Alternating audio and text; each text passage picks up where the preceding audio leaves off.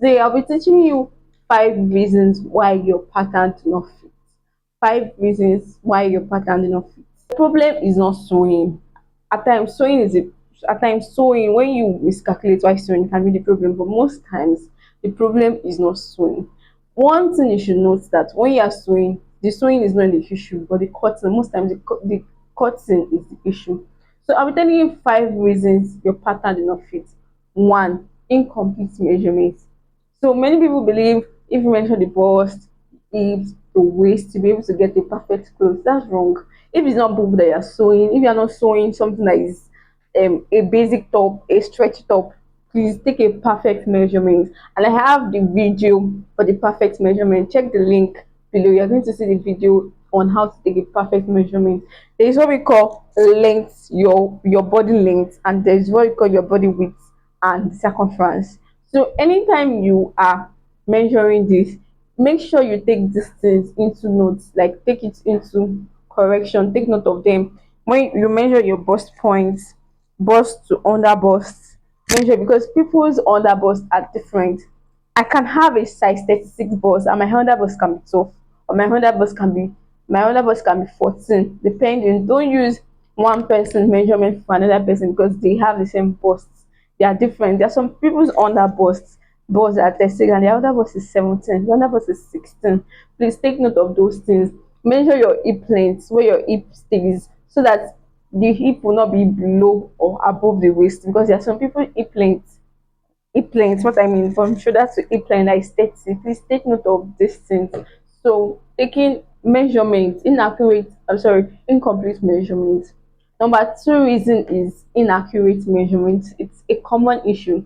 If you do not take the correct measurement, or if your client saying a wrong measurement, it tends there's probability, there's not even probability, there will be mistake if your client sends an incorrect measurement, or if you forgot or mistakenly use another person's measurement for someone else. That's why it is compulsory for you to, like, if your client send a measurement and your client is far away, just do a virtual measurement, like do a virtual, use Google Meet, do a virtual, you can use Zoom. Tell your clients to take the tape rule and measure, tell her to hold it, tell her to where she's going to measure, to make sure that it is an accurate measurement.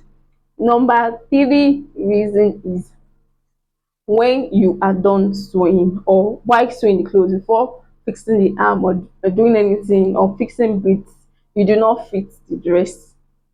Fitting is also part of sewing. When you sew, especially when you're sewing a new style, it is good to fit. Don't be too confident, or don't be, I'm not saying you should not be confident though, but don't be overconfident that you make you feel like, oh, I cannot make a mistake, I cannot make a mistake, I cannot make a mistake. No, fit your dress, fit the dress. Look for someone that has a size, because people's sizes are different. My size, I can, like I said, I can have the same bust with you, but we are not the same size.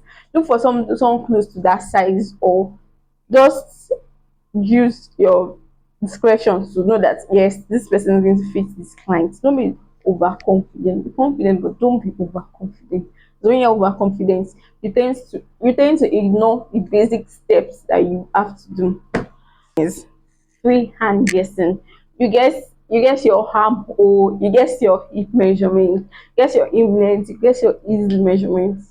That's not right. It's actually not right to just guess your armhole. Yes, it works for some people actually, but then instead of guessing armhole, like there is a size chart for it that you can follow, and this is why the way Natalie Bray comes in. When you're using Natalie Bray, it has its own size charts, average proportion, where you have everybody's size chart. That's a fixed proportion, a variable proportion, and the client's the measurement, the person's body's measurements. So you don't have to guess anything.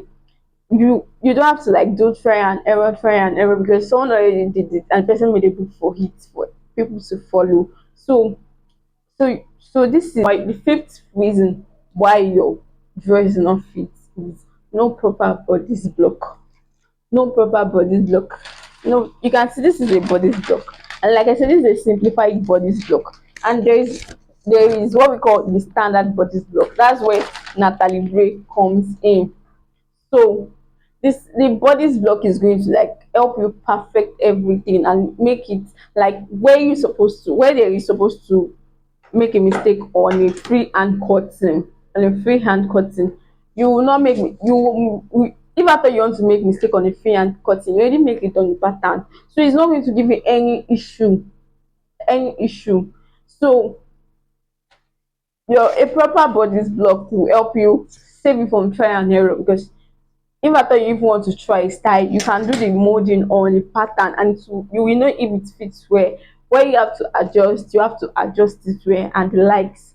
So this is where Natalie Bray comes in. So Natalie Bray is going to give you a standard body's block that fits so well. It's going to accentuate your curve where the dart is supposed to be, and you can manipulate the dart if you don't want the dart to be seen, or if you want to put another style, so you can manipulate the style and the likes.